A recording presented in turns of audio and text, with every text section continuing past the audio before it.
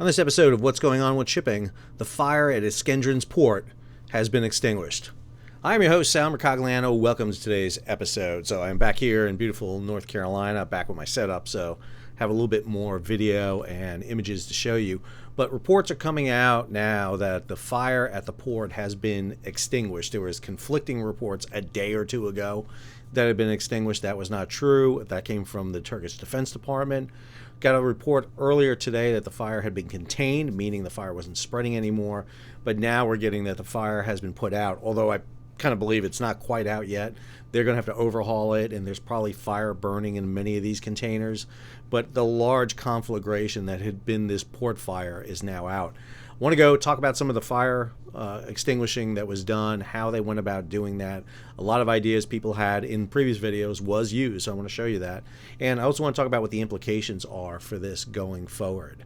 If you're new to the channel, hey, take a moment, subscribe to the channel, hit the bell so be alerted about new videos as they come out. All right, let's jump into this story.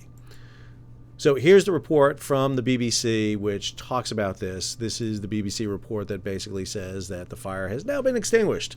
And again, I'll take this from BBC. There's a few news sources that was coming out from that I did not trust at all. But this one seems to be fairly reputable in it coming out right now.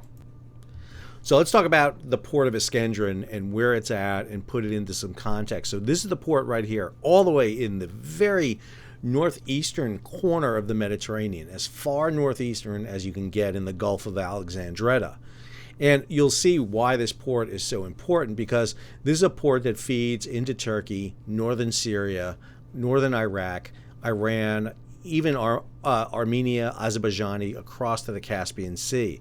There's really no other way to get into this area except through the port of Iskenderun. There are ports in Syria, but they date from the 70s. They're terrible. Lebanon also, ports aren't good. You're not going to go into Israel and get into this region at all. You could come in here down to Aqaba in Jordan and try to get into the region, or into ports along Saudi Arabia. But if you got anything going to Iraq or Iran, you're probably not coming into Saudi Arabia to do that. Same thing with Kuwait. If you're going to get up here in the northern Iran, eastern Turkey, Bandar Abbas is it. There's just not a lot of ports here on northern Turkey. Plus, you got to get over the mountains to get in here. And this is why Iskenderun is so important. This port had been built up by the United States back in the 80s and 90s with the Turkish. This was a port that supported Incirlik Air Force Base. This was the port where the 4th Infantry Division was supposed to come ashore and invade northern Iraq in 2003, but they weren't allowed to by the Turkish. But this port handles about 1 million TEU, 20-foot equivalent units, a year. That is a massive amount of containers coming in here. And when you look at the Gulf of Alexandria, you see what I mean. This is the port down here. We'll look at it in a second. These are tankers waiting to get in. There's a big pipeline that comes from the Caspian, northern Iraq, northern Iran, into this region, feeds these tankers. We don't have a status yet on that tanker, on those pipelines, excuse me. Bulk carriers right here, waiting to load and offload here with grain and ore. And then down here is the port. And so here's the port of Iskenderun. This is the port in question. You'll see vessels in and out of this region right here. So you see vessels that are at play. We've had a couple of vessels that have been here. They've moved off now. There was a Turkish Coast Guard cutter that was here that had been providing relief. It's gone now. We've got a couple of tugs that were providing aid. This is the Botus. It was one of the tugs that was in the region. This is the other one right here. This is the Altug 6. There was also a supply vessel that was here providing support. This is it right here. And then here is the Coast Guard cutter that was in the area. All of these vessels were playing into the port. So again, city of Iskenderun is right here. And just northeast of it is the port. Here's the port. So these are the container stacks here. These are the rows of containers. You got 1, 2, 3, 4, 5 rows of container stacks. You have 4 large ship-to-shore cranes up here against the berth. We know one is down here close to the fire. The other 3 are up here at the northern side. And then you have the transstater or the straddle cranes that run up and down these stacks. Some of them are down here to the very southern end of the stack, got out of the way. Some are encumbered by the fire, and then there's others here in the northern. What we know has happened is this, and I'll show you the video here, is the fire started somewhere in this region after the earthquake hit. Containers collapsed onto each other, and those shifting containers, something ignited. We don't know what. There's no telling what's in these containers. No telling. Hazardous material, lithium-ion batteries, we just don't know. It started the fire here, and it progressed southward down this stack and a little bit northward.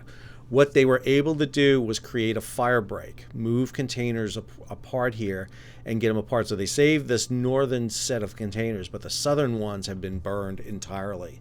And then they brought in equipment from from boats pumping water to this. They brought in firefighting equipment and aerial assets, both air, planes and helicopters, to drop, and I'll show you all that here in a second. So let's take a look at the fire extinguishment. So this is an image from Reuters. I'm going to take myself out here so you can see this. So Reuters put this film together. I'll let it play here in a second.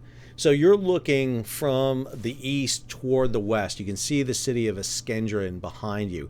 Here is the very southern of those ship-to-shore cranes. Here's number 2, 3, and 4 are up here to the right. You don't see them. These are those translator, those straddle cranes right here. There's a series of these. And again, you couldn't move a lot of these because of the containers spilling over. And the fire is all the way here to the south. Go ahead and let this play here so you get a view. And you can see how the fire has encumbered nearly the entire stack heading toward the south. Literally encumbered everything. You can see firefighting equipment. Here is a truck spraying a monitor on the fire. At it, you can see the drone. I want to pause this here for a second so you'll see that they've cut a fire break in here. They've moved the containers out. That's what those containers are right there. They've created this kind of fire break here, which is preventing the container fire from spreading. Go ahead and let this play a little bit. And again, this black smoke. You do not want to be anywhere near this. So we're looking southbound here. You can see the city of Iskenderun off to the right. And again, this is farther from the east looking over, and you can just see how big this fire is. And I'm going to pause it here for a second. You can see those ship-to-shore cranes, and you can see where they've cut these fire breaks in, moving all these containers out. It's a significant level of work to get that fire breaks in there. This next set of videos came from last evening, and this is when we got the report that the fire was under control. It was not under control, as you can see here. It's a pretty significant fire at this point, really encompassing nearly the entire container stack on the southern end, fairly out of control. And again, what's burning here is the material inside the containers and even the containers themselves. So this is on the left side here is the very southern end of the stack. You'll see they move those straddle cranes out. And again, the water would be through this smoke. You're looking from the east westward here. And you can just see how bad this fire really is. It's an impressive amount of heat. So there are rails that those translator, those straddle cranes run on. They're obviously going to be warped, unusable. And that's going to take up half your available container space where you can stage containers in and out of. This port handles 1 million containers a year. So this is going to have a significant impact on the ability to stage containers in and out of this port to supply the area that now has been devastated by a earthquake. You can see a vessel up here in the upper right spraying water, trying to keep that fire from spreading. You're not putting it out at this point. You're just trying to contain it and let it burn itself out. So a lot of people asked about why were we not bringing air assets in? Let's go ahead and fight this fire the way we fight forest fire. Let's bring planes and aircraft in. Well, these next couple of videos show this. This is a helicopter coming in, dropping water onto the target right here, onto the fire. Let's go ahead. And you can see the helicopter coming in and making that drop there as it does so. This is drone footage, obviously, coming in over the fire. Gives you an idea of the smoke and heat over this fire. You can see them with the fire trucks getting in there in the fire break. You can see the red lights right there. They've gotten in between there. They've set up their line to hold the fire, not let it get past them, which is a good effort on their part. It's exactly what you want to see being done. prevent them from getting any further. You can see the helicopters dropping the water there. One of the issues I would say about the helicopters that I've seen dropping water on this fire, they're pretty high. It takes a certain skill set to do this. You want to drop your water as low as you can, but the heat upflux is a problem. If you drop too high, the water dissipates and it'll turn to steam. It actually won't hit the fire. It'll just evaporate off. You want to try to get the water dropped in one clump. Water together will protect the interior water, kind of like you burn off the layers of the water. So you want to hit, you see how high that is? That's just turning to basically steam there. You're just not getting a good hit. I'm not sure whose helicopter this is, but it's a Black Hawk style helicopter coming in. It's got the bucket underneath it. You see it dropping from really, really high. But again, that heat coming in is going to be close to unbearable. This video is a little bit better. You can see them making that drop here.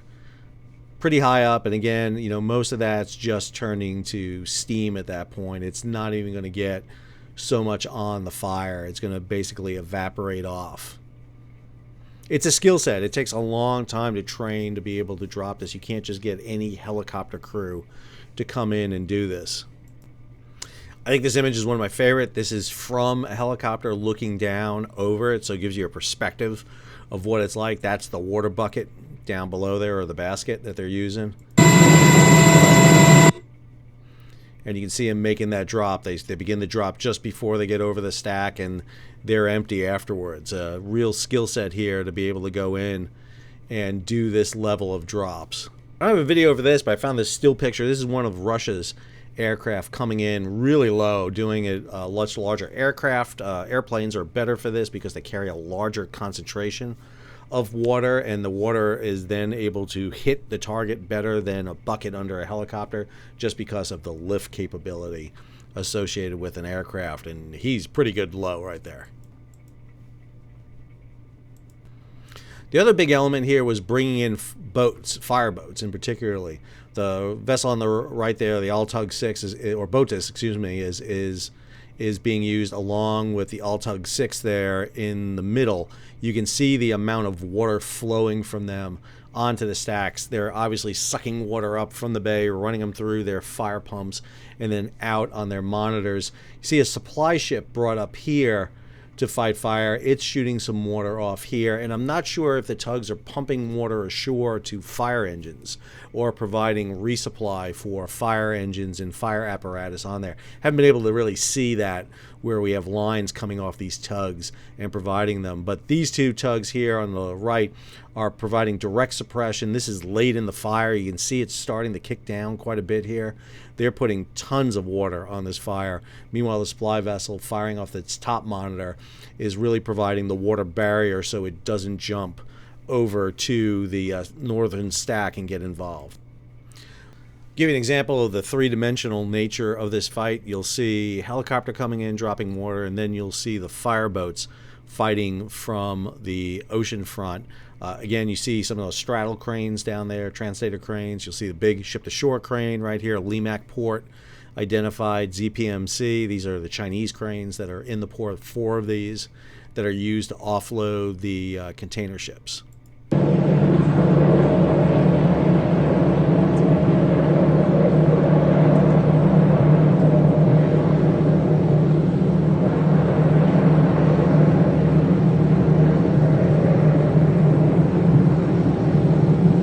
This last image here really shows you the damage that has been done. Again, on the right side, you can see that fire break put in place.